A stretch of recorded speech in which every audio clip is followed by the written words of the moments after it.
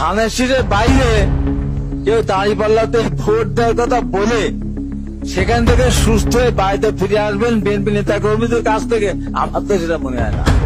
জামাত রাজাকার এই দল বাংলাদেশে রাজনীতি করতে পারবে না। আল শামসের তালব্য, আল বদরের বো আর রাজাকারের রো। হায় আল্লাহ, আমার খালি মনে হয় আমি যদি কোনোদিন কোনো মন্ত্রণালয় বা কোনো দেশ পরিচালনার দায়িত্ব জীবন দিয়ে কাজ করতাম খালি মানুষের হৃদয় জয় করার জন্য। সো বস্তুতপক্ষে তারাই আসলে প্রকৃত দেশপ্রেমিক। যদি দেশে ইনক্লুসিভ নির্বাচন হয় তাহলে তারাই ক্ষমতায় যাচ্ছে। কেউ বলে ভারত চলে যান, আবার কেউ বলে পাকিস্তান চলে যান। জামুটা কই আসলে? বস্তুত দেশে যদি একটা ইনক্লুসিভ ইলেকশন হয় আমরা সবাই জানি কে ক্ষমতায় যাবে। ক্ষমতায় যখন আসলাম পুরো দেশটাই আমার যা মন চায় তাই করব। আর ক্ষমতা যখনই চলে গেল বিদেশ। আমরা আসলে কি ভাবি? গণতান্ত্রিক শাসন ব্যবস্থায় জনগণই সকল ক্ষমতার উৎস। জনগণ কাকে চায় না চায় তার থেকে আসলে বেশি ম্যাটার করে ভারত কিংবা আমেরিকা আসলে কাকে চায়। এই পলিটিক্সটা যদি আপনি বুঝতে পারেন তাহলে বাংলাদেশের রাজনীতি বুঝে ওঠা আপনার জন্য খুবই সহজ। Hello Gen Z, welcome once again. আজকের ভিডিওতে আমি বাংলাদেশের বেশ কিছু সমসাময়িক প্রশ্ন নিয়ে আলোচনা করব, যেই প্রশ্নগুলো আমার, আপনার এবং আমাদের সবার মনে প্রতিদিনই উঠে দেয়। আমাদের দেশের মূল সমস্যাটা কি আসলে? সংবিধান। এবং এই সংবিধানের কেউই পরিবর্তন কিংবা সংস্কার চায় না, কারণ এই সংবিধান সংস্কার হয়ে গেলে কেউই ফেসিস্ট হয়ে উঠতে পারবে না। এবং যারা জনগণ থেকে দূরে, জনগণ যাদেরকে পছন্দ করে না, তারা ক্ষমতায় জীবনও যেতে পারবে না। সেজন্যই কোনো বড় রাজনৈতিক দলই সংবিধানের আসলে সংস্কার চায় না। এবং যারাই সংবিধানের সংস্কার চায় না, বুঝতে হবে তাদের মধ্যে অন্য কোনো চিন্তা এবং চেতনা রয়েছে।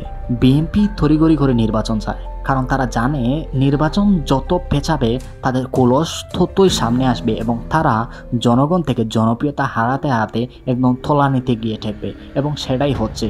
এবং বিএনপি এতদিন ধরে নির্বাচন করে আসছিল এবং তারা অনেকেই বলছিল যে সরকার যদি নির্বাচন ঘোষণা না করে আমরা নিজেরাই নির্বাচনের তারিখ এবং দিন ঘোষণা করে দেব। অন্যদিকে আমাদের সেনাপ্রধানও আসলে চায় না এই অন্তর্বর্তীকালীন সরকার দীর্ঘদিন ক্ষমতায় থাকুক, কারণ এই অন্তর্বর্তীকালীন সরকার যদি দীর্ঘদিন ক্ষমতায় থাকে তাহলে বিটিআর বিদ্রোহের যে কিলিং ম্যাসাকার রয়েছে সেটা সামনে আসবে এবং সেনাবাহিনী একটা বিড়ম্বনার মধ্যে পড়বে। অন্যদিকে বিগত যে 15 বছর শেখ হাসিনা একটা ফেসিস্ট সরকারের একটা লোক দেখানো নির্বাচন চালিয়ে গেছে এবং এই নির্বাচনের যে টহল ব্যবস্থাগুলো ছিল কেন্দ্রগুলোতে, এইখানে আসলে সেনাবাহিনী টহল দিয়েছে এবং অবৈধ একটা সরকারের অবৈধ নির্বাচনকে সেনাবাহিনীও কিছুটা সাপোর্ট করেছে। সো এর নৈতিক দায়ভার আসলে সেনাবাহিনীর উপর বর্তাবে। সেজন্যই সেনাপ্রধান আসলে চায় না এই ডক্টর মোহাম্মদ ইউনূস দীর্ঘদিন ক্ষমতায় থাকুক। সেজন্যই আসলে চাইলেও দেশে একটা ইনক্লুসিভ ইলেকশন দিতে পারবে না। আর ইনক্লুসিভ নির্বাচন না হলে আমরাও আসলে আমাদের পছন্দের প্রার্থীকে নির্বাচন করতে পারবো না। বস্তুত দেশে যদি একটা ইনক্লুসিভ ইলেকশন হয় আমরা সবাই জানি কে ক্ষমতায় যাবে, কিন্তু ইনক্লুসিভ নির্বাচন হওয়াটাই একটা প্রশ্নবিদ্ধ এবং ভাবনার বিষয়।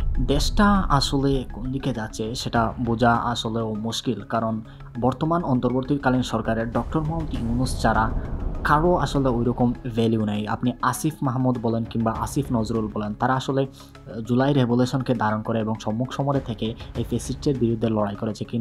কিন্তু জুলাই অভ্যুত্থানের পর যখন তারা ক্ষমতায় গিয়ে বসেছে তখন তারা আসলে দিন দুনিয়ার খবর একদম বলে গেছে বললেও চলে। তারা আসলে অলরেডি রিয়েলাইজ করতে পারছে যে তাদের ভবিষ্যৎ আসলে নাই। অ্যাটলিস্ট ফেব্রুয়ারি পর্যন্ত তারা ক্ষমতায় থাকছে এবং যতদিন পর্যন্ত ক্ষমতায় আছে তারা লুটে পুটে খাচ্ছে। হয়তো ইন্টারনালি তারা খাচ্ছে, জনসম্মুখে সেটা আসতেছে না। কিন্তু তাদের আসলে এই 1 বছর তারা ক্ষমতা পাওয়ার পর তারা আসলে ওই ধরনের ইম্প্যাক্টফুল কিছুই করেনি এবং তাদের ভ্যালিউ দিন শেষে গোড়ার আন্ডা, অর্থাৎ গোড়ার যেমন আন্ডা হয় না জিরো, দিন শেষে তাদের ভ্যালু হচ্ছে জিরো। সো বর্তমান সময়ে যদি দেশপ্রেমের প্রশ্ন ওঠে এবং ওই রকম গুরুত্বপূর্ণ ইম্প্যাক্ট রাখতে পারে কোনো কিছু থাকতে পারে, সেটা হচ্ছে একটাই রাজনৈতিক দল বাংলাদেশে বর্তমানে আছে এবং সেই রাজনৈতিক দল কে কিংবা কারা সেটা আমরা সবাই জানি।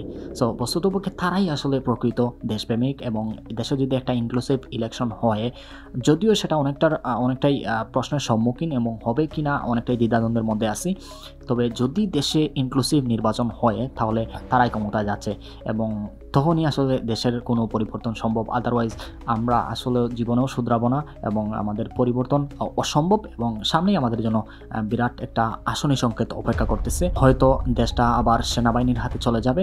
আপনি দেখেন শুধুমাত্র ডক্টর মোহাম্মদ ইউনূস যদি ক্ষমতা থেকে পদত্যাগ করেন তাহলে এই সরকারের কতটুকু ভ্যালু আছে, মানুষজন সহ্য করবে কিনা। শুধুমাত্র ডক্টর মোহাম্মদ ইউনূসের দিকে তাকিয়ে আসলে জনগণ বলেন কিংবা মানুষ বলেন কিংবা রাজনৈতিক দল বলেন এই সরকারকে, অন্তর্বর্তীকালীন সরকারকে কিছুটা সাপোর্ট করে যাচ্ছে এবং কিছুটা গ্লোবাল অ্যাকসেপ্টেন্সিও আছে।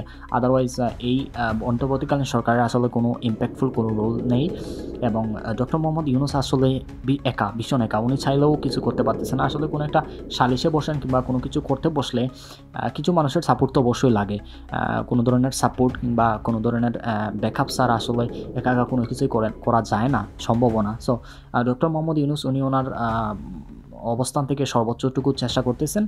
জানি না উনি একটা ইনক্লুসিভ ইলেকশন দেশে দিয়ে যেতে পারবেন কিনা, ইতিহাস রচনা করতে পারবেন কিনা, নাকি ওনার পিছনে একটা কলঙ্কের দাগ লেগে থাকবে। তবে আমরা আশা করছি আসলে একটা ইনক্লুসিভ ইলেকশন দেশে অনুষ্ঠিত হবে এবং যদি একটা ইনক্লুসিভ ইলেকশন দেশে অনুষ্ঠিত হয় তাহলে আসলে প্রকৃত দেশপ্রেমিক রাজনৈতিক দলটি ক্ষমতায় যাবে। আর আমরা সবাই জানি সেই দলটি কে কিংবা কারা। সো আজকে পর্যন্তই, দেখা হবে আগামী ভিডিওতে। সে পর্যন্ত ভালো থাকুন, সুস্থ থাকুন, আল্লাহ হাফেজ।